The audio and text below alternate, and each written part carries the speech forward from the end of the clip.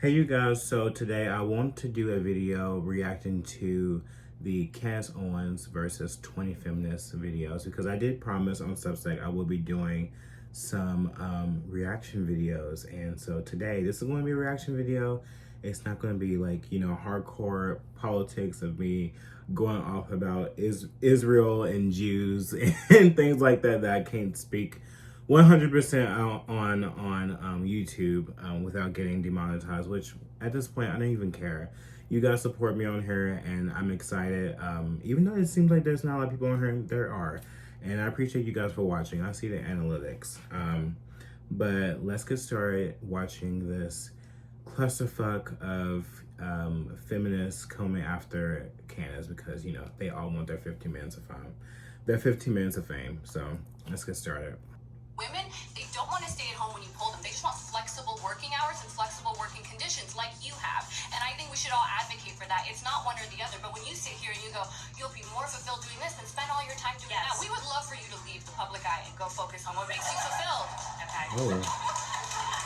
Hi, my name is Candace Owens. I am a podcaster, a mother, a wife, and also the author of the upcoming book, Make Him a Sandwich. And today I am surrounded by 20 feminists.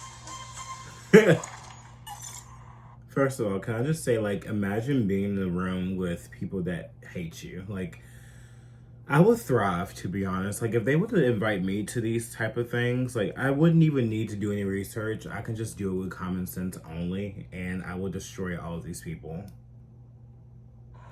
My first claim is that the sexual revolution has devalued women and made them infinitely less happy. Can I just say that I agree with that? I think that women are definitely less happier. I mean, I being around so many women nowadays that aren't married, that aren't having children, that have had children but aren't married. I think they are definitely very unhappy because they are taking the leads in their life, other than men that are much more stronger and that want to provide for them. And I think most women do crave that, and I do think that they are less happy.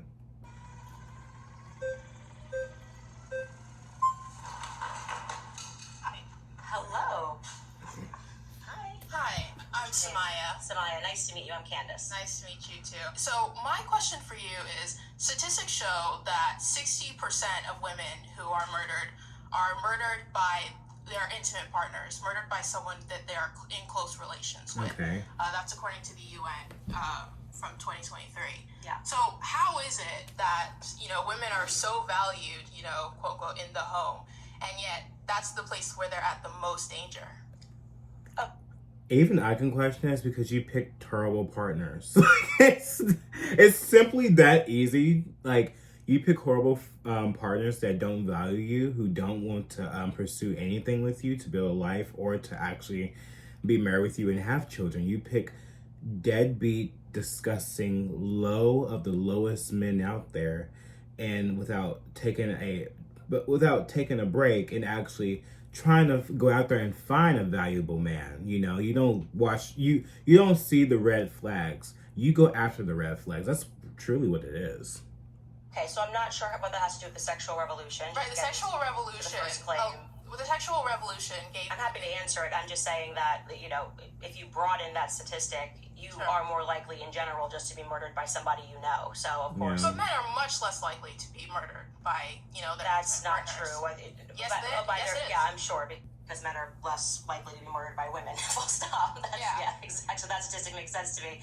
I'm still not sure how this correlates to whether or not the sexual revolution increased women's ability to leave the house, women's ability to control their own reproductive capabilities, women's ability to, control their own, capacity within the workforce in regards to their own sexual capacity. So it is the very fact that, the sexual revolution happened that made our access to the workplace much more, or just the public sphere in general, much more easy. So, without the sexual revolution, women would be much more confined to the place where they're at the most danger. Isn't that true? So you think that Just so I'm trying to understand your argument here. You think that I'm trying to if we didn't have the understand. sexual revolution, less women or more women would be murdered? Are you saying that women are More women would be murdered, for sure. Okay, I disagree with that. I still don't think it has anything to do with the claim that women are infinitely less happy because of the sexual revolution, which has I devalued think women. you're probably less happy if you're being murdered. Oh. Anyone? Okay, yeah, I don't. Okay. Okay. There is definitely a correlation between personal relationships and domestic violence. And just to be clear, if we're talking about just like a monogamous relationships, the most violent relationships that are on the books are between lesbian partners. Yes, when people are intimate, that's not a that is actually Yeah, true. No, the statistic you're talking about is people who have faced domestic. San Fact Check, a survey from 2013 shows 61% of bisexual women and 44% of lesbian women reported intimate partner violence compared to 35% of straight women, according to Stand for Family Free of Violence. Wow. Violence. Lesbians, yes, are more likely to have faced domestic violence, but that's because they typically came from relationships with men in which they were mistreated. Lesbian relationships are the most violent relationships that we have. Wow. But we can move on. They can fact check that claim. The point being is that it's not exactly a stunning statistic to say that when people are in relationships, period, whether those relationships are homosexual, whether they're But you're saying that the sexual revolution. Let me finish. I've let you try to explain how this is correlated to happiness, and I don't think it does. I actually think you're having a different debate right now. But yes, absolutely. It makes perfect sense that you are more likely in general when you are in a relationship, because people are driven by anger by people that they know, whether or not we're talking about boyfriend and girlfriend, girlfriend and girlfriend, a husband and a wife, a husband and a husband, or a wife and a wife. Yes, of course, the instances of domestic violence are going to take place when you're inside of a home. But the sexual revolution, encouraging women to give up their goods for free, which is what I'm speaking about, and encouraging men not to marry these women or to have long-term relationships, what I am saying is a direct contributor to their unhappiness, because women are giving up their goods for free, and women are now entering the workplace, and that does not actually make them happy. Okay, pause. Sorry, you've been voted out by the majority. Please return to your seats. You voted her ass out. Get her out. Hello. Hi there. How are you? I'm Candace. Nice to meet you. Julian, my pronouns are they, them. It's very interesting to think of it when we just think about the gender binary. It's, how do we place value on human beings in general? And so when we think about, placing value, that comes from a place of power, right? So I think let's select like the Victorian era. You have this dominant group of people coming from white supremacy, deciding who gets to have a proper status in the world. And so that is already like taking human beings and devaluing them. And so what the sexual revolution did was to help people seek out empowerment, which increased value, no matter the gender. So when it comes to sexual revolution, let's look at one contribution is sex education. I'm actually an educator. I teach sociology and LGBTQ studies. And I have absolutely seen the positive outcome of the sexual revolution and sex education, and seen people empower themselves. And with that comes safety when it comes to decreasing STIs, abuse. I'm sorry, but I thought we were talking about women. Like, she's gearing this to I guess it could be to LGBT people too, because there's some LGBT people. There are women too. Okay, let me just listen more. Sexual assault. Again, people get to empower themselves of all. But this person's non-binary. Like, so I don't why are you speaking? You're not, you claiming that you're non-binary. You don't even feel like that you're even for either, or, I don't know. All genders. And I know earlier you mentioned about violence amongst lesbians and sapphic community, which I do identify within. All genders can be subjected to violence. That was the point I was making. So I wasn't sure of how her claim was relating to what we were talking about, whether or not it makes people happy or unhappy. Right. Relationships are obviously a ground where there can be violence. I guess I could just wrap it up by saying, if we all have access to sex education through the incredible work of feminists through the sexual revolution, we are able to gain access to information and gain skills to create an equitable society, egalitarian, within our relationships, whether it be platonic or romantic. I'm so grateful for those feminists who have fought for us, so we can gain those spaces and create a healthier society. Okay, are you a believer in the government doing everything that it can to make people happy? So when it comes, as someone that teaches in the public sector, I understand the concern when it comes to what is a teacher, what kind of information they're providing to the students. I do believe that we, as a teacher, I should be able to give that sort of information. Again, I teach college students. One of my claims is I believe that we should mandate sex education amongst college students. So yes, I do want the state, I would like the government to give us those resources so we can implement that curriculum. Okay. Are you consider yourself a feminist, I'm assuming? Queer feminist. There's variations, right? What is a queer feminist as opposed to a feminist, just so I understand? Well, so I heavily believe in queer theory. So, the gender binary that we understand, it comes from colonization. So someone who is mixed race, family from Mexico, Candace's we have face. Shays in Mexico, which is an indigenous tribe. They believed in gender fluidity. And then you have European colonizers coming who dismantle that. And now everything that we understand when it comes to gender is a Western lens. So from a queer... You don't even think women exist, I'm guessing.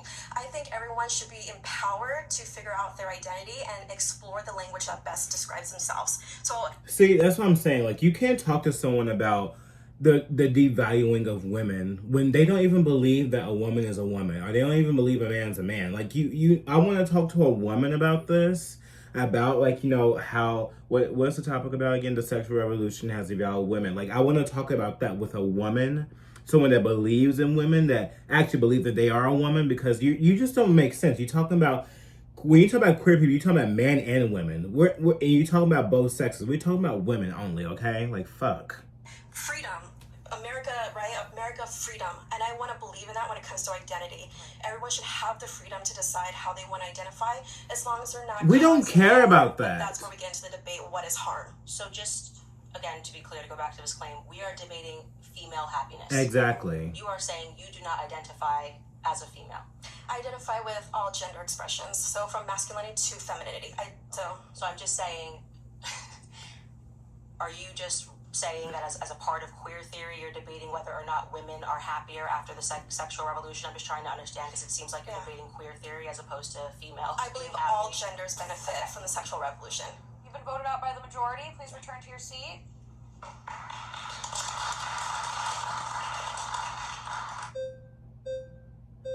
my god. Hello, Zena. Zena. Very much like your name. Thank you so much. Nice to meet you. Can we start with the beginning? Do you identify as a female? I identify as a woman, yeah. Okay. Right. So I do want to get back to your premise. You're Very saying pretty, that by women the have way. been devalued, right, by the sexual revolution. This kind of presumes two things. One, that there has been a loss of worth. I have another thing to say. Why is your hair so nappy? You came on to Jubilee for millions of people to watch you, and you are nappy headed with these ugly fucking braids. Pretty face, but Jesus Christ. Why are people so fucking unaware of how ugly they look? Like, I don't get it. I look normal today. I have no makeup on, but I came on here presenting to you guys with a will of, let me present myself in a way that that's respectable to the eye. I just don't understand. Right, for women. So you're saying that women have, as human beings, lost worth. Women who, prior to their sexual revolution, were worth more than women today. I would say that, yes, women have devalued themselves by becoming overtly sexual. That's my claim. So, I mean, also according to and let's not remove this from the other part of the claim, which it has made women infinitely less happy. Yes. Right. So are you saying, but you're saying that according to you, women have been devalued? Not according to me. According to the time in which people are getting married, how difficult it is for people to find a partner that's willing to commit to them, and I think that's in large part due to the fact that women are offering sex for free, because it was a major component of the sexual revolution was this idea. So a woman's worth is tied to her sexuality. It's not tied to, well, absolutely. If you're going to be having multiple partners, you are going to be devaluing yourself. You're worth less as a human being. Not as a human being, just, in terms of trying As to being have a a partnership partner, and a productive right. relationship. Certainly men are not going to be clamoring to have a relationship with somebody when there's the market is throwing them. A man's response to your actions is what defines your worth, right? Yeah, well, I would say that I would argue that what makes women actually happy is family. So if you're interrupting, so I'm just to connect the dots for you, when women are having sex with multiple partners, it devalues them for men, right? For men. So yes. So men define a woman's worth. Well, I would say both of them kind of define one another's worth, because I think the ultimate goal for people to be happy is actually family. Okay, so you're saying in all cases, a woman is going to be more fulfilled in regards to family. That's exactly what I'm saying. And this is going to work in all cases. You're saying there's no individual case in which a woman can feel, fulfilled without being tied to other people in the case of family. I think there could be an exceptional... I think that there could be a rare case of women who genuinely do not want to be in any type of relationship with a man or whatever, and who doesn't want to pursue a family and things like that, that they can probably be happy with just being single and being ran through. Like that's completely fine. If you are happy with that, you're happy with that. But I think, to be honest, for the majority of women, especially with the women that we all know and love in our life, for the most part, you can tell by, if they are in a relationship with a partner that they truly love, that are pursuing families, that are married, they're much more happier. They genuinely are much more happier, and they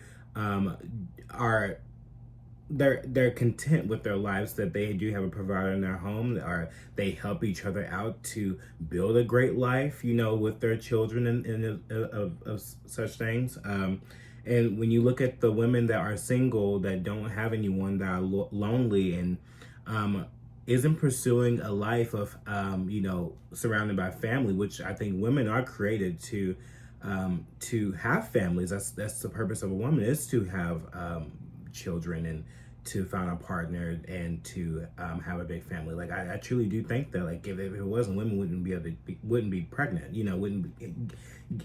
wouldn't be given this gift to be pregnant in the first place. So I think for the most part, women do want that. But today, with the sexual revolution, they think that empowering themselves as women is to be the ultimate leader in their life with no man, and to be able to have sex with anyone they want. And I don't think that that's make them happier. So I don't understand why it's not clocking to her. Case for everything. I think there are exceptional cases, but I think that if we all start trying to be the exception as opposed to recognizing the rule, which is that people in life are more fulfilled.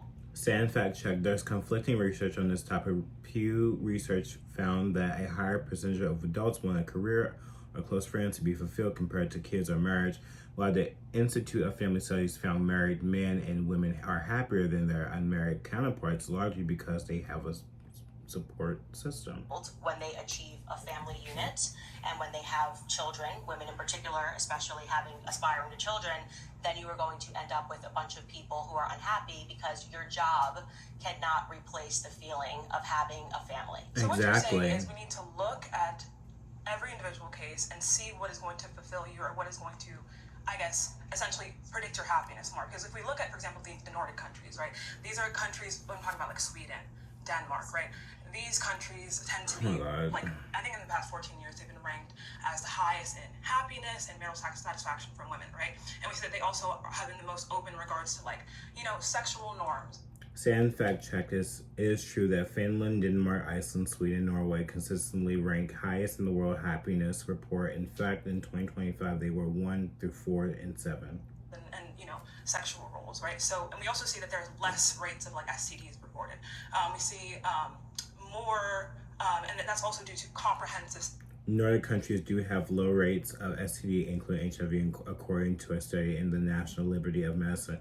Well, I mean, what is the marriage statistics in Norway and Denmark and Iceland? Like, what is it? And by the way, it's a very small countries compared to America, by the way, and their cultures is way different than they are here. So I don't know how we can, like, truly compare the trash when we compare both of those when we're talking about mainly. I think truly, to be honest, I would think that we're talking about mainly the American culture than other countries' cultures and how they live, and whether or not they're happy. We're talking about here in America. So I don't know why they like to bring up these small countries like in Europe that it honestly doesn't correspond with us and who we are today. Yes, we are in the West, but what about American women? That's the issue at hand. Education that's pushing those countries. So we see that and that's like a direct result of the sexual revolution, right? So when we're seeing that direct reports of happiness, right, we don't have these same rates in America.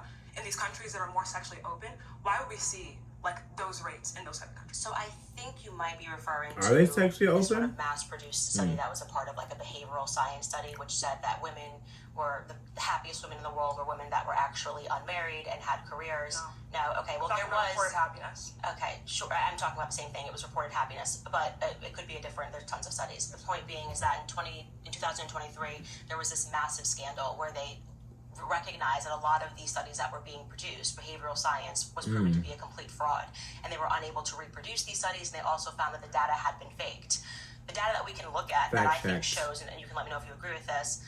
If women, and under the imagination of the feminist umbrella, were really unhappy when they were in the home, and then entering the workforce has made women happier and infinitely feeling more secure about themselves, we could, I think, reasonably expect that there would have been a decrease in suicide rates amongst women. You would have to go ahead and show how that correlation, right, is going to be a direct cause of women going into the workforce. Okay, well, how can we, let's measure, then you have to give me a way that we can measure happiness. How can we measure happiness? So I would say suicide rates would be a good thing to look at. Drug, alcohol consumption would be a good thing. Right, but we would have to, we can say, I can say at this point in society, I don't think everyone is happy. I think there's a lot of things that we need to reconcile in society. That's what I'm getting at. Right, but we have to look at the cause, right? Why are these things predicted, right?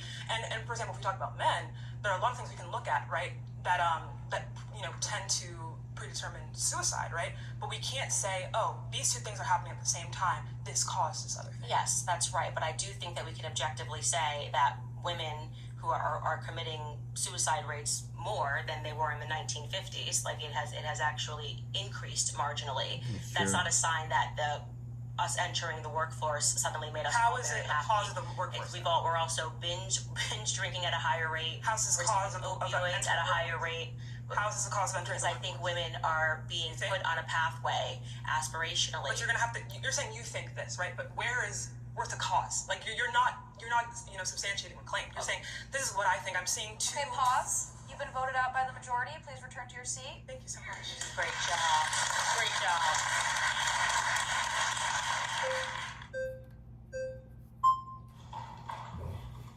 Hello. Hi, I'm Nikki. Nice to meet you. So when we're talking about the value of women on a societal scale and how we view each other, right? When you're devaluing us, you're objectifying us. And Her face. but rape rates have gone down by about half in the last 20 years, right? So Send fact check. Rape rates over the last 20 years are difficult to track because the FBI changed the definition in 2013, which led to a significant increase in cases. if you're saying we're less valuable now, why wouldn't we be suffering at a higher rate? So is the argument that you're making, just so I understand, that because women are giving up sex for free, they're not being raped? Every study shows rape is not correlated with just sexual gratification. It is a power structure. Okay. So it is about objectifying and abusing women when you rape them, not about whether or not you want sex. What I am saying is that women are less objectified, so therefore we are being raped less. Okay, so you think that in today's society, because this is pretty wild for me. Yeah. In the 1950s, you're saying women were more objectified than today in the land of OnlyFans, the Kardashian clan, and women that are essentially putting up their boobs and butts for free on Instagram. You're saying we finally have achieved less objectification, where women can't even get onto an advertising. You can't even advertise a bag without them having to be naked in order for them to get a career as a model. You're saying, oh great, we've achieved actually less objectification. So I'm not trying to suggest that I think that the over-commodification of women's bodies is positive. But what I am saying is that when you're going to the 1950s, that we shouldn't put this glazed look of, oh, it was so happy, we had single-income households and we got to stay home. We also had a pill-popping problem. We also were viewed as maids. Like, we were seen as a house appliance far more than we were as people. And so when you have that kind of objectification where you are in a subservient position, I think we're facing a different form today. But I think that rape is a signifier of a contradiction to your statement. Okay. Does that make sense? It doesn't make sense, but I do want to rebut it on a couple of points. So first, I just want to say, suggesting that objectification has gone downward since the 1950s is wild. That's just a firm no. That is not the truth, and you know that's not true. Wait, so do you feel But like hold on, let me answer your second thing. Second thing, you then brought up, okay, women were at home, but they were pill popping.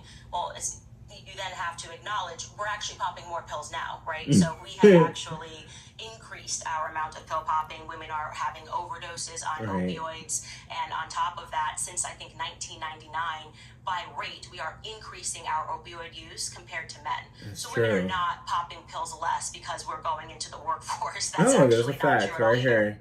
A 2018 study found that women were more likely to report prescription opioid use compared to men, 55% compared to 42%.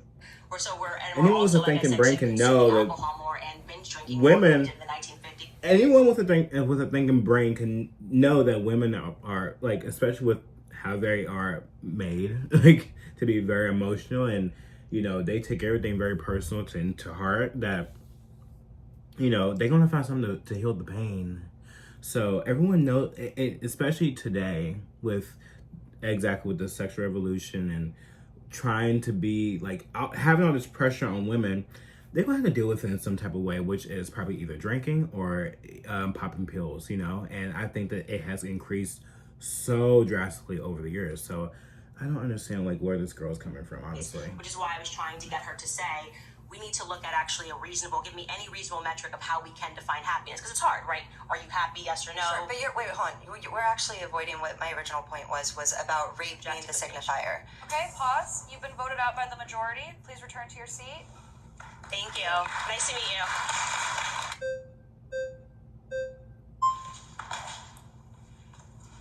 Hi. Hi. I like your hat. Looks really good. Nice to meet you. Why couldn't she say thank you? I am fascinated by your claim that women have lost happiness since the sexual revolution, since the 1950s. Do you think that there's any tie to happiness and freedom, and happiness and choice? Because since 1950s, since the sexual revolution, women have gotten exponentially more freedom and more choice. And for me, as a mother and as a woman, having the freedom to choose what I do, to make my own destiny, makes me infinitely more happy. Is she going to talk about choosing? Because when women come down to this thing about like, you know, wanting to choose, what do you mean? Like, are you talking about like to choose the right to murder your baby that makes you more happier? Is that what you're trying to allude to, you crazy psycho bitch? Because that's what I think about when people say, oh, I want the right to choose. Choose what? Because you have every right to choose everything, but when it comes down to aborting your child that's in your fucking belly, that's gonna come out of your pussy, you think that it's happiness there. It's because you have more right to choose that, to murder your child, to murder your bloodline. That's where I start to get very angry, because it's like, what are you trying to say that let me just listen. It pisses me off. Back before the sexual revolution, when I couldn't get a bank account, couldn't get a home loan, couldn't work outside the home, couldn't travel around without a man, couldn't control my own reproduction. So Here she I gets. feel See, that that's what I was personally, saying. I believe, is tied to our ability to have freedom. And I think that in the United States, protecting freedom and our individual freedoms is what's going to lead us to happiness. Did you go to college? Absolutely. Okay, great. Did you? Yes, I did. So you have a degree. Absolutely. Now, when you went to college, did you go to college because it was simply something that you wanted to do, or did you think that I have to go to college because in order to get a job, I have to have a college degree? I went to college for art because I was fascinated with art. Okay. It's just answering my question. Did you go to college? Was that the only reason you went to college, or did you think that I might want to do something in art, so I have to go to college, like for my career? I went to school because I wanted to expand my horizons. I mean, I think that's why most people go to university. Why did you go? That's actually not Why true. did A lot you of go? I went, and I think a lot of people go because there's a pressure that if you don't go to college, you're going to be a failure. It's a choice. Everything's a choice. So Okay. taking away choices doesn't make people happier. Yeah, Taking but away freedom doesn't make people happier. I'm disagreeing with you on the idea that people are feeling more free by financial pressure. I think financial pressure makes people feel remarkably less free. So you want It does. no bank accounts again, women not to have credit cards? I'm not saying that women shouldn't have access to credit cards or bank accounts. You're putting words in my mouth, so why don't you respond to the words that I'm saying? Well, less Ooh. financial pressure. If I don't have a bank account, that's a lot less financial pressure, I guess, right? That financial pressure in terms of most people that go to college, and I'm counting myself among them, is because typically in order to get the job that you're being sold is going to make you infinitely happier and infinitely more free, it just requires a college degree. And most of these people, to be clear, have to put themselves, the majority of people have to put themselves into debt. And I don't think anybody would describe debt as a form of freedom, right? I don't think Exactly. anybody would realistically say, Let's get back to happiness. So we're here to talk about happiness and how the sexual revolution, and we're not talking about college debt. I think it's important because we're talking about freedom. You just said that the reason why I feel happy is because I have more freedom. And I am saying that financial restraints and debt doesn't make people feel more free. So let's Exactly. eliminate the debt. Let's eliminate college debt. Maybe we should have free college here But- in the U.S. You said you have the choice to go do it, but now you want to eliminate it. Which one is it? Which one is it? Do you want to have the freedom to go and get to be under debt, or do you not? Which one is it, Whitney? I want to know. I want to know, bitch, because it's pissing me off. Like, you claim you want women to have more freedoms and also up to the freedom of choice to murder their own children. That's what you're trying to insinuate. But to go to college and to have the choice to get into debt, that's a good freedom, and that leads women to happiness? No, it doesn't. It leads you to sadness and despair because of financial pressures of our school system, the system of the government telling you to go to school, because if you don't go to school, you will be a loser and you won't have any type of, passion or work, which is not true. But now you want to say, oh, let's just eliminate it. Let's just eliminate it. But I want to have a choice to go do it. You see what I'm talking about? They irritate the fuck out of me. That sounds great. Great idea, Candace. I love that idea. All right. Champion for the people. Girl. Very nice. All right, return to your seat.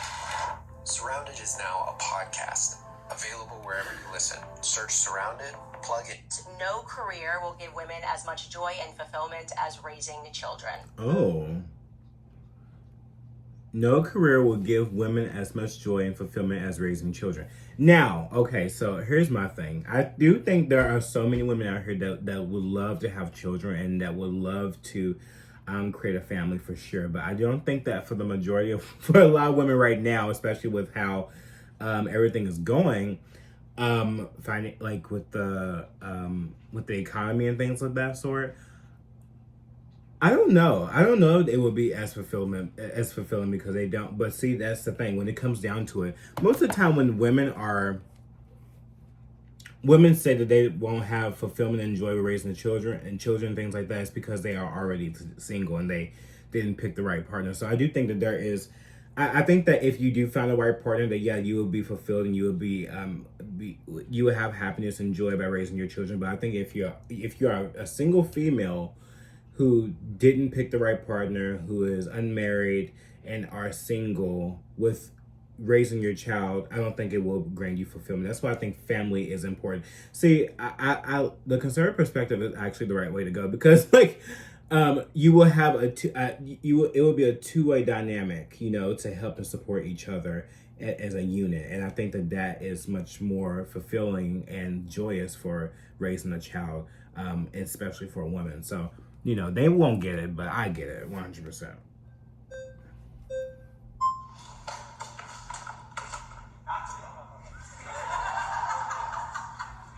Hi, Candace. Hi, nice to meet you. Nice to meet you. I'm John. Okay, so I feel like a lot of your arguments today are very rooted in a sort of old school perspective. Well, she's conservative, traditional. And I'm not trying to be insulting whatsoever. I feel as though most people would identify that claim as pretty extreme and pretty Children are extreme. well, no, that women would get more happiness inherently from raising kids than having a job or deciding what they want to do with their lives. Why is that? I'm just That's curious. not Why would extreme. having children, which is just a natural biological conclusion, be something that sounds extreme? I just said inherently. Well, inherently That's the extreme. inherent expectation. Yeah. That's better for women. It's inherent because it's biological. So I think Exactly. when we think about things that are inherent, I think biology is a good thing to start with, right? So biologically speaking, men and women come together, they form families, and that's the reason why you're sitting here. That's the reason that I'm sitting here is because biology is inherent. So Right. I'm saying it's just natural order that we're speaking about, right? Okay, let's break it down. So why do you believe that? Why do you believe that? Why do I believe that women? Why do you inherently are happier? Yeah. You keep stressing this word inherent. So, Yeah. yeah. I think because it speaks to natural order, and every piece of life, I think, is enriched by You children. don't think it's natural for women to get to decide what they want to do with their lives? I do not think that saying women can decide whether or not they want to go to work or have children is problematic. What I'm saying to you is that women will get the most fulfillment from having a family. Because it's natural. Right. It's natural, but also children are wonderful and beautiful and spiritually divine creatures. I mean, they're amazing. There's everything about having a child. Yes, it's a lot of work. It's beautiful. I hear that. Well, Yeah. Okay, what if there's a little girl born and it's her dream her entire life to be an author or to be, on TV or any of these things, and She can still do that. Being a mother with a husband. That's the thing with these feminists out here. Like they claim that family is oppressive, that they, to the point where they can't be able to go out and do those things when they legally can. And I don't know why they think that if you are anti-feminist that you automatically means that women can be both. Like they can't have a family, raise it, and be able to be an author or be on television. I don't understand, having children is very expensive. Now, is it traditional in a way? I think that being conservative and traditional is having that family union, and I don't think that just because a woman steps out to have a job, I don't think that that's like non-traditional. For me personally, I don't think that. Some conservatives probably do feel that way and think that the man should go out, make all the money for the family, but I think that in this day and age, there's still a traditional role, and I think that women and men can be able to go work but still raise children too. I don't understand that logic that women can't do both. It's always a woman that can do both, but men can. But feminists never combat that. They never combat that that notion that, oh, what about the man just stay home and like the women go and get all the money, but they still have a family union and they still have the beautiful children that they're raising, and it's fulfilling and joyous. Why can't they have both? I just don't understand that. It takes a lot of time. So how is it better for that? And I understand this is hypothetical, but that hypothetical little girl to have children than to pursue these things that would make her happy as she gets older? I just think that if she publishes the book and she has a child, she would agree with me that the child was more fulfilling and made her happy. That's what I'm happier than the book did, is what I'm saying. And I say this as a published author of New York Times. I would choose my children over my best-selling book, and I was that little girl who had a dream that it would be really great if I could share my thoughts and ideas in a book, but it is utter insanity for me to reflect on that and say that I would have rather published Blackout than to have my 3 children. But why is it Right. rather? You see what I'm saying? It's not rather. I'm just saying Well, that's that your claim. That's your claim, is that it's better. It will be more fulfilled. Yes. So rather. Well, if it's an either or, if you're saying it's an either or, I'm just saying that if these 2 things have happened in your life, the thing that will bring you more spiritual fulfillment will be children. And so women who are neglecting that, who are neglecting the pathway to, strive toward family because they think their career is going to hug them at night, or they think that when they're on their deathbed, their career is going to come up next to them and say, you were so great to me. I think that they've stepped into a delusion, and I'm hopeful that they wake up from it before it's too late. All right, pause. Yeah. Sorry, you've been voted out by the majority. Please return to your seat.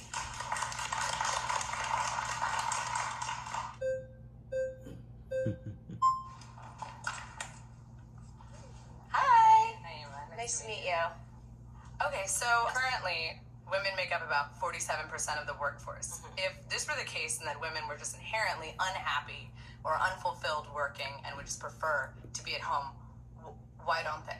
because we've made that due to prior feminist waves nearly impossible, because now, which I believe the reason that the government wanted women to enter the workforce was because it gave them an opportunity to tax a household twice. And so this goes back to what I was saying, is that there's a lot of financial pressure that is being exerted on young women to enter the workforce, and they do so blindly under this illusion that somehow entering the workforce is going to make you more fulfilled, like getting yourself into 6 figures of debt, going to college, to then take on a career and be in debt and having to pay student loans while you make 35K is going to make you happier. And I'm saying that isn't actually true. Okay, so I hear that. Yeah. At the same time, would you not agree that that women can both have a career and have children? I mean, you are actively doing that right now. And I want to be very clear, because I'm actively doing it right now. I would be someone that you would call an exception, because I get to work from home. I get to wake up in the morning. I don't have a boss, right? I don't have to go into the office from 9 to 5. I get to therefore spend the entire morning with my children. So you're an exception, and the 47% of women that make up our labor force are also an exception? No, the exact opposite. So I'm trying to make it more realistic, because I think it's really bad form when people who are able to stay at home, right, and are able to start working at 1 o'clock p.m. as I do, after being around their children, the children are running around all day, will then preach to you that every woman can have this. That's not the reality. The reality is that the overwhelming majority of people are stuck behind a desk all day, and they're not happy. They're not doing work that gratifies them at all, and at the same time, they're suspending. Well, that's just what career you've chosen, but I think that the issue most with people work a 9 to 5. I think that's okay, yes, but right? if it's the job that is making them unhappy, then maybe they should have chosen a different career path and not the structure of the career itself. But my issue with this is that not only is it claiming that women can't both be mothers and have jobs, which we know to be true because millions of women do that. My mother does that. You are actively doing it right now. But it also is qualifying what every single woman in this country wants without any clear evidence. I mean, there's 169 million women in this country.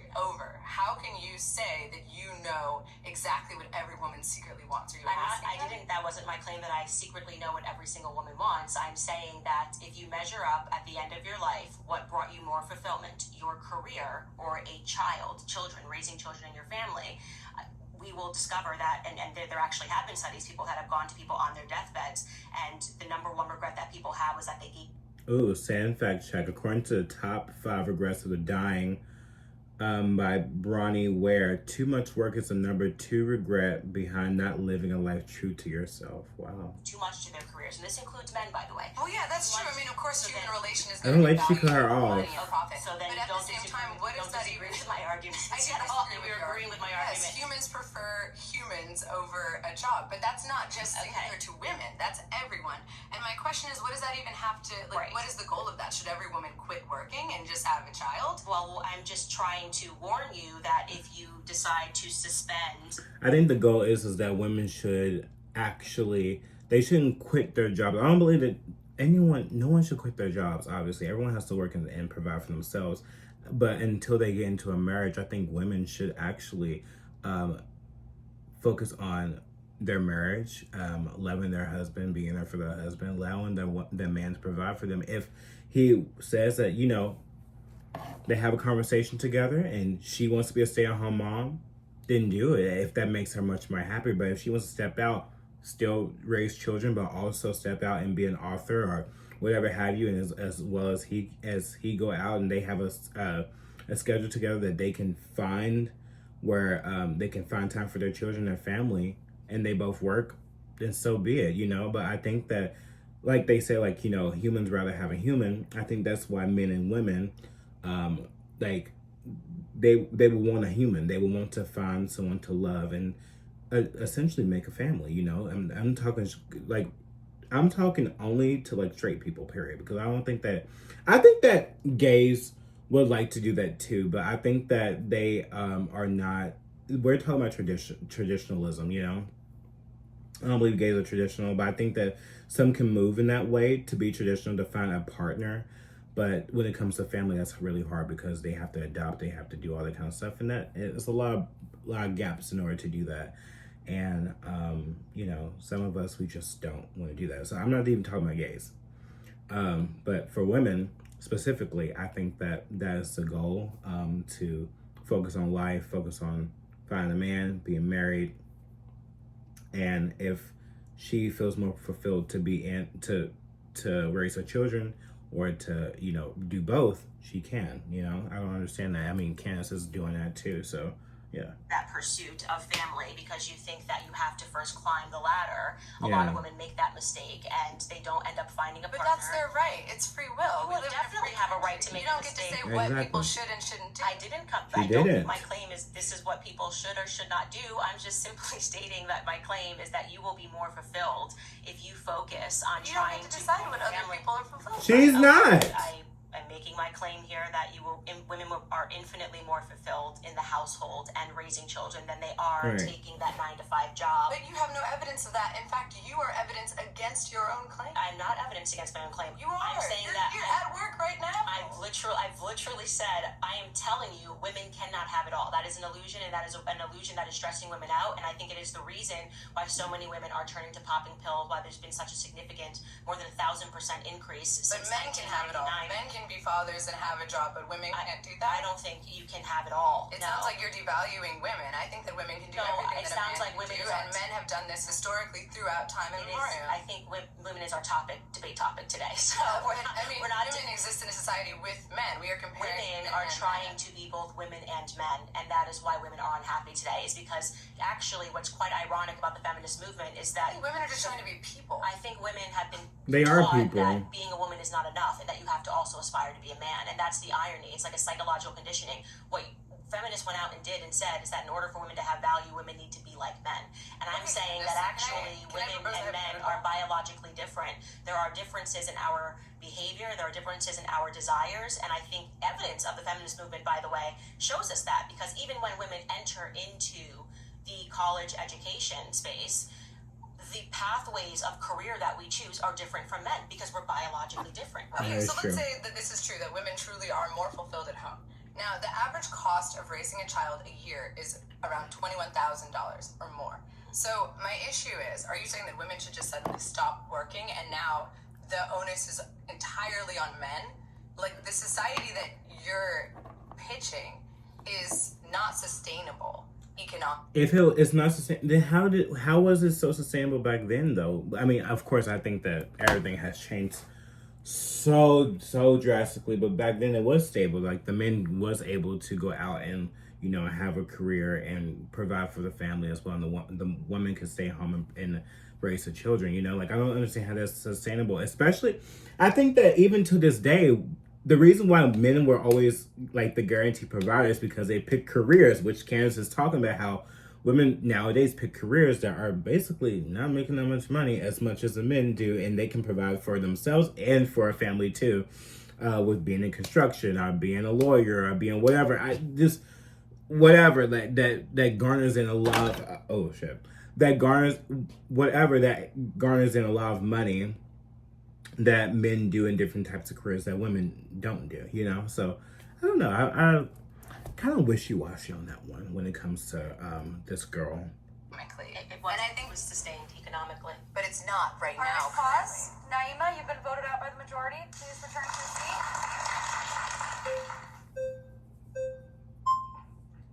Hi, I'm Ceci. Nice to meet you. Nice to meet you.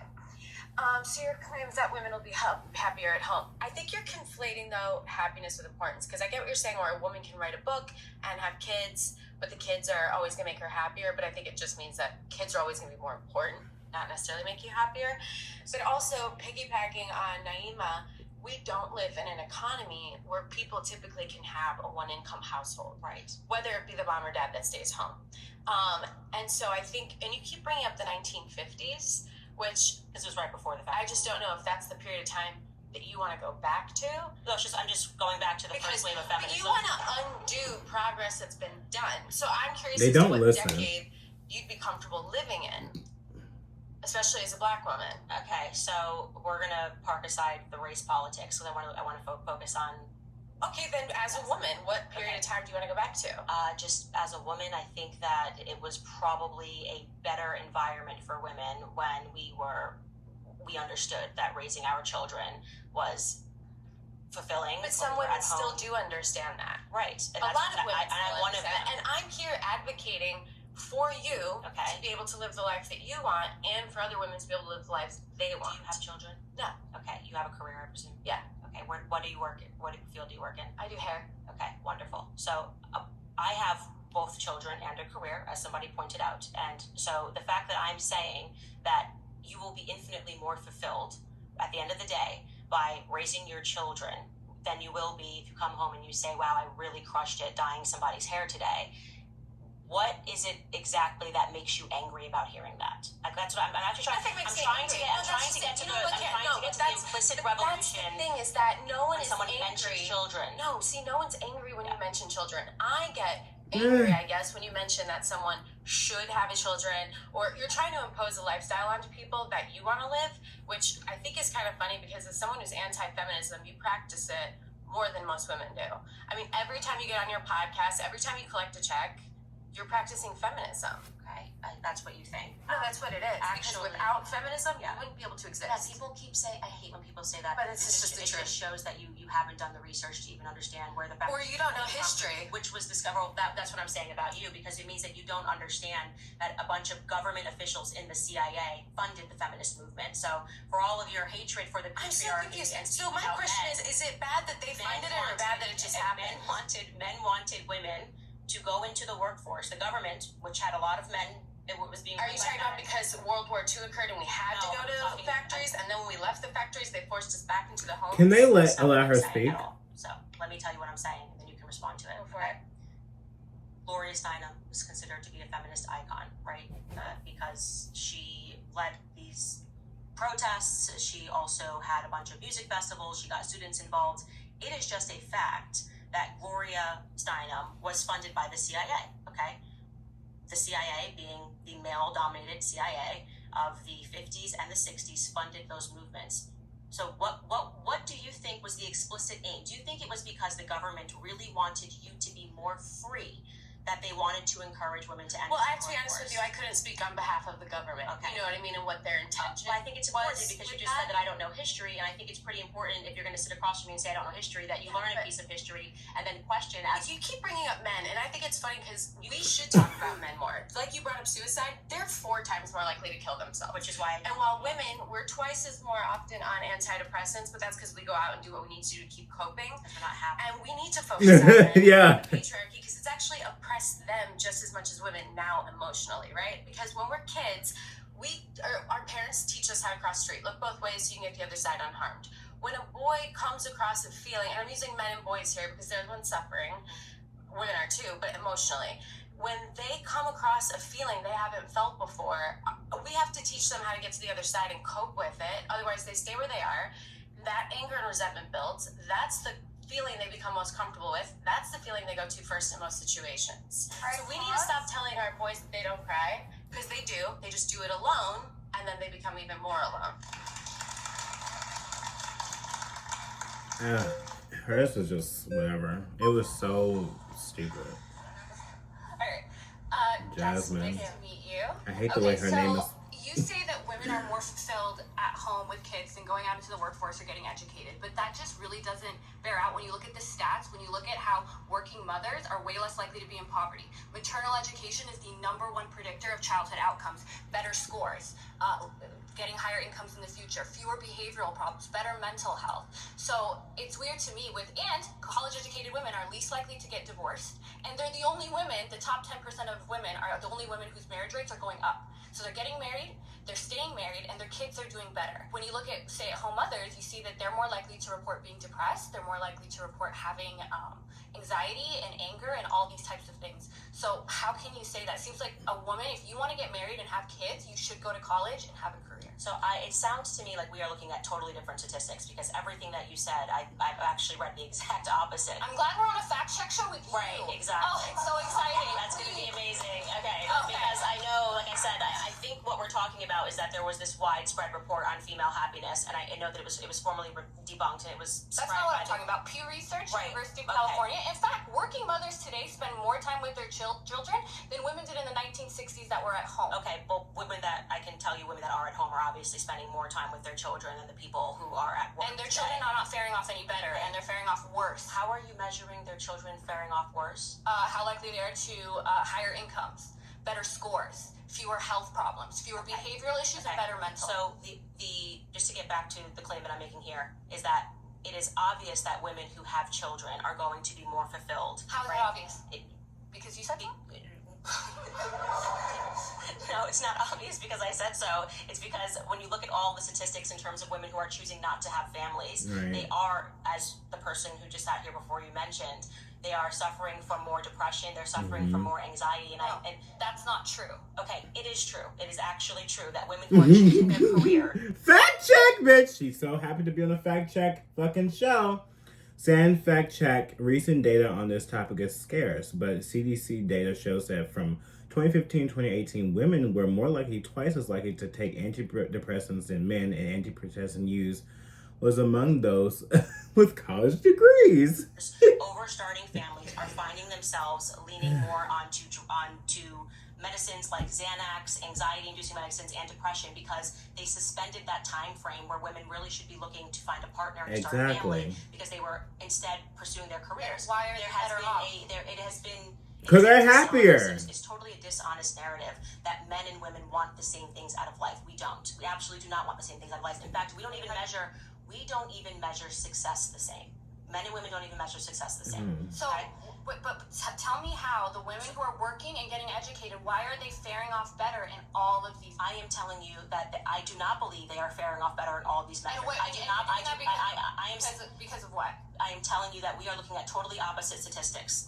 You're sitting here telling me that the statistics show that women who are working are producing better children, and I am saying that women that grow up in a two-family home where the mother stays at home are faring off better than the children who are being raised in an environment where the women are working, where both of the parents are why don't working you away stay from the home.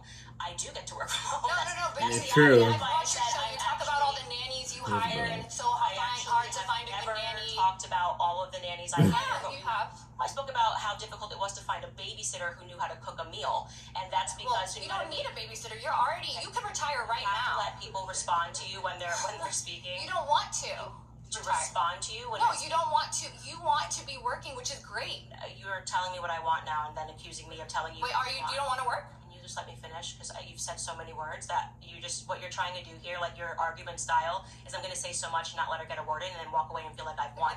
We're not having a conversation because you've not letting me respond to one of your points. Okay?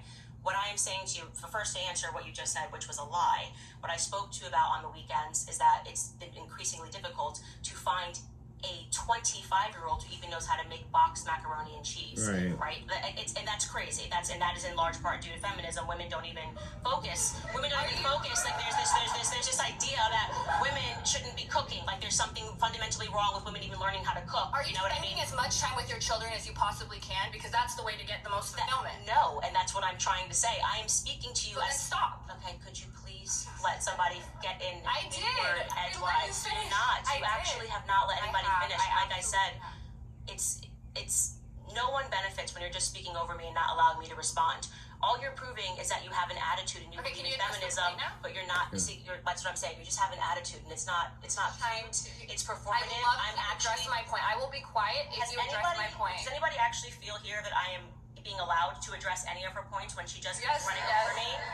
Of course they will agree because it's just they're all the same. So I answer your first point of you saying that I don't stay at home. Fair point. Obviously, I get that you're all anti-Candace and pro-feminist, but also it's not productive if you're not actually. Okay, address the point. You spend more time saying that I'm not addressing that you don't have a chance to talk. The whole time you could have addressed the point. Okay. But you was talking over her. I just want you to know that you're not coming across as somebody who wants to actually have a conversation. So to get back to the claim, because I don't even know where you're at. You're now talking. You're saying that I said stuff in my podcast. I'll go wherever you want to go. I'll go wherever. So do you want to start with me working at home? Because I work at home. You just said something about me working. You travel all around the world. Okay, you do speeches, and I love that. I love how ambitious you are. That's a really great trait. And if you were truly said that, you would be more fulfilled. Now, one thing you do find is women, they don't want to stay at home when you pull them. They just want flexible working hours and flexible working conditions like you have. And I think we should all advocate for that. It's not one or the other. But when you sit here and you go, you'll be more fulfilled doing this, and spend all your time doing that, we would love for you to leave the public eye and go focus on what makes you fulfilled. Okay.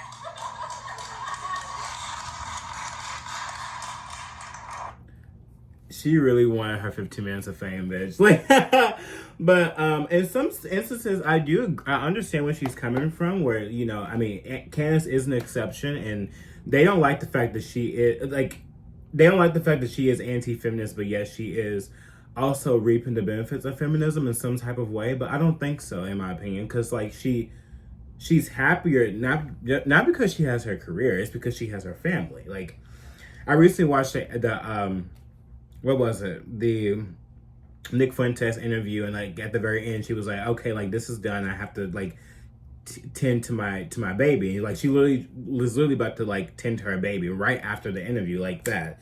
So I feel like people aren't understanding that she basically is with her family for the majority, and she does like have more fulfillment in the home than even her working in her career and things like that. So I don't know. I think that these feminists, especially that one, she just doesn't see that she is an exception, that she's gotten a career where she can be able to stay at her house and be able to speak for an hour and then come off, and then she's literally with her children for the rest of the day. Unlike women that work a 9 to 5 who are away from their children but are single, who don't have a family to go home to, by the way, or if they are single and they do have children and things like that, they're not with them, and they're with like at the daycare or something like that. It's totally different things. She feels like if women was to go out and fulfill a career, if women were going out to fulfill a family with the right guy and things like that, they would be much more happier. And if they're in a nice happy marriage with children, and she does want to go work, she can, but she's much more happier being with the family. That's all. Oh my God. Hey, my next claim is that we live under a matriarchy, not a patriarchy. Ooh. I 100% agree. I feel like women are dominating every single thing. I really do. I think women are dominating everything, whether it is in the workforce, whether it is in music, whether it is in acting, everything. I think I see a lot more women-led shows more than ever now. I see a lot of women-led leads in the workplace, managers in the workplace. Is it better? Is it good? No, I think that everything is like sucking. Like it truly is. Music is much more provocative, much more overly sexual. But is it good? It can be good, but I think that the downgrade of music has went down tremendously, Is that because of women, or is it because of, some sort of ideology, whether it's feminism, whether it's like the Jewish occupation that is going out here to affect different cultures, and specifically Black culture or whatever. I think that all around it is a matriarchy more than a patriarchy, because you see them everywhere. And a lot of things, even in the workforce, I think that anyone can say that, like, dealing with women in the workforce atmosphere, women as leads and managers, it's horrible. It's horrible. It's simply horrible. And I don't see a patriarchy. I see like women actually taking the lead, and it's not fun out there. Even by way of experience, it's not fun out there. Hi, hello. Nice to meet you. It's a pleasure to meet you. I'm Princella, the Queen Maker. I love that. So you say we live in a matriarchy. Right. Can you give me the definition of patriarchy? Yes, well, the patriarchy is the idea that the system, our system in America, is being run by men, and that women are having to exist under a system that immediately disadvantages them because men are behind it. And I disagree with that pointedly. I think actually we're living in a society where people are being very much influenced socially and politically by women. Yeah. Okay, so the denotative definition of patriarchy is father rule, and where positions of government are held majorly by men, where women are largely excluded. So it's really what you just said. House of Representatives are female, and that's only about 25%. Right. And only about 28% make up Senate, and 3.3% of Congress up until this date have ever been women. So by denotative definition, we literally live in a patriarchy. Yes, so I disagree with that. So I think what this gets to, which is actually an important part of the conversation, is that people always think that where there is disparity, there's somehow inequality, and I actually reject that entirely.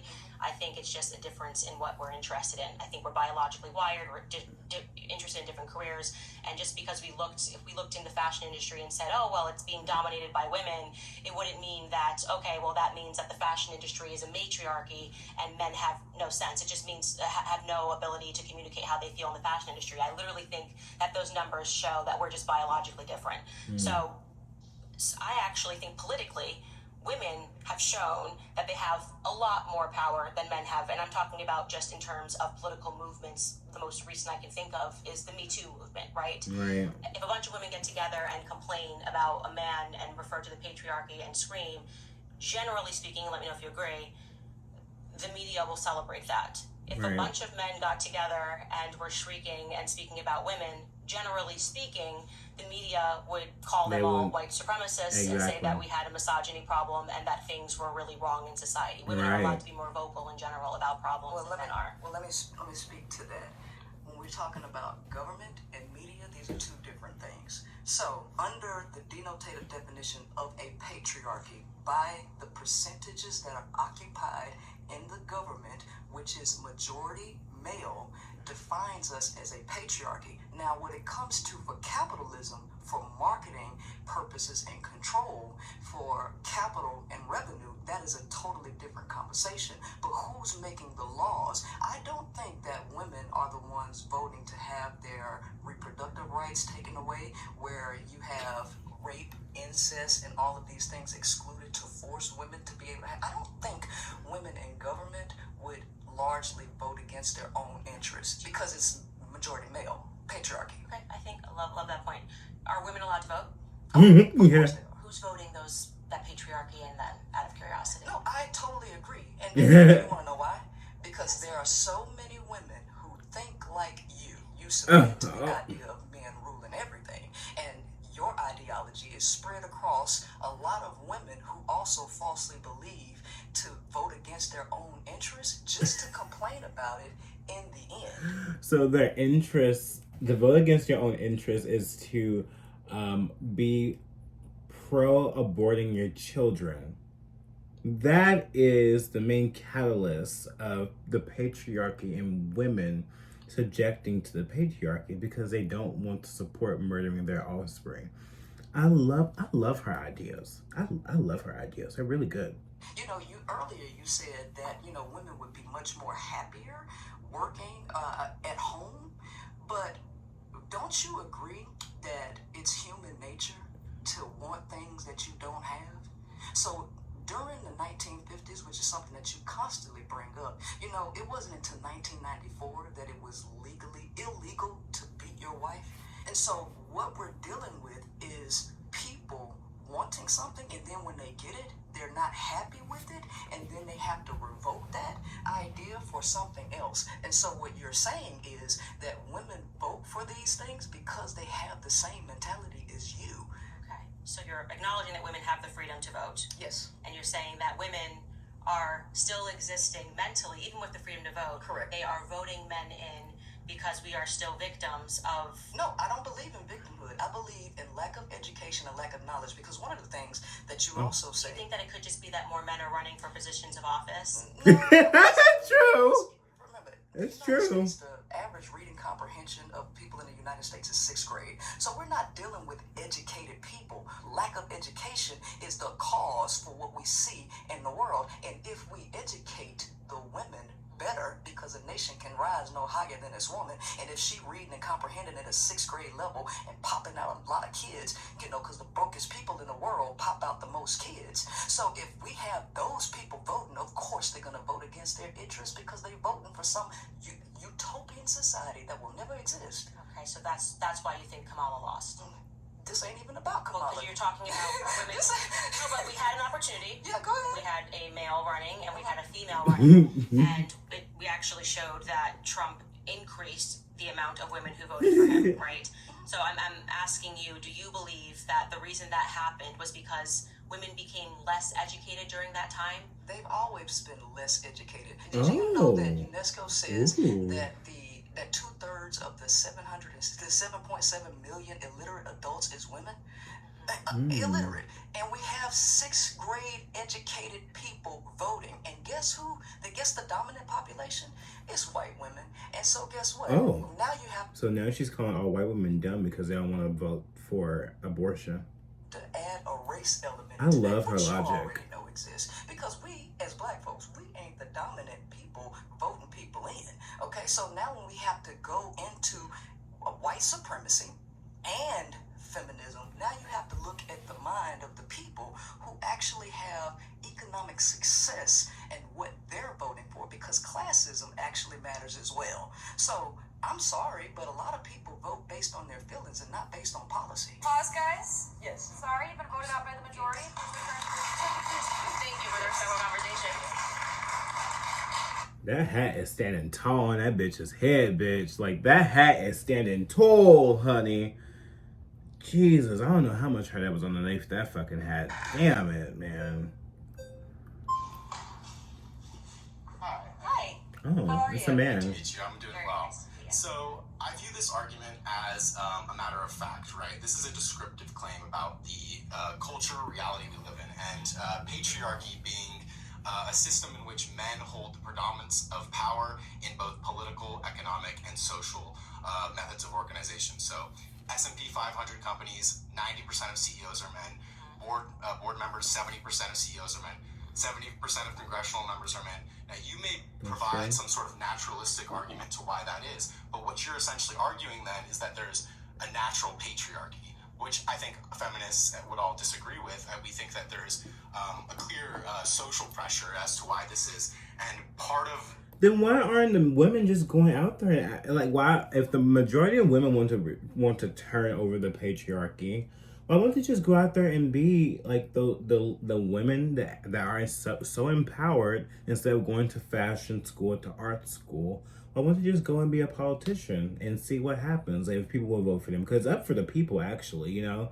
If the people find like the men is more logical in their assessment of policy, then, you know, it is what it is. Like, they're going to vote for the man, and that's why there are mostly men in the thing. But if you look around in our society, women are actually the powerful ones. Like, anything they say, it's like everyone rallies against them. But when it's a man, it's not. Just because most men are in government, that doesn't mean that you know, women don't have power. It doesn't mean that men don't have power. I think that they both are, but I think that for the majority in our society as a whole, women hold more power, and people take it to heart with whatever they say.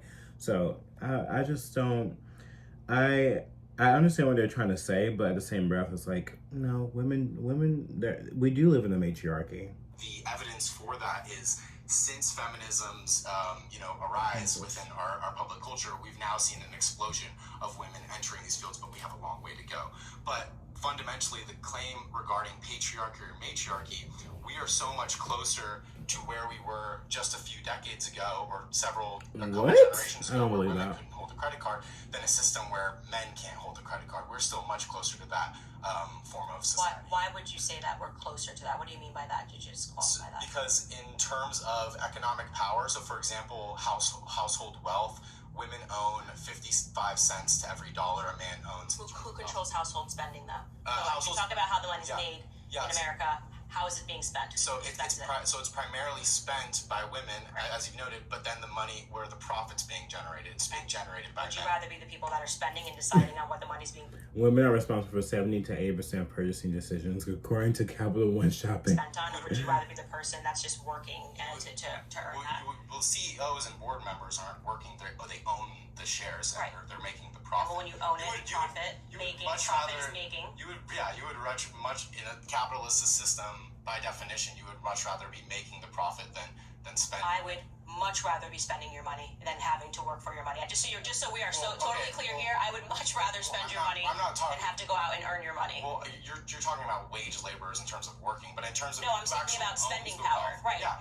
Well, Sure. Okay. But that matters. If 85% of 85 cents of every dollar, how that's being spent, is being determined by women, that's power. That we can't say spending power is not power. Why do you think that is the case? It's because women are often relegated to the role of doing grocery shopping, etc. Because for millennia now, or from millennia up until now, women were unable to enter the workforce and have economic and political So freedom. let's get into the reasons, because you brought up something that men are the people that are at the top of these companies, these Fortune 500 companies. Right, and political power. You're absolutely right. Why is that?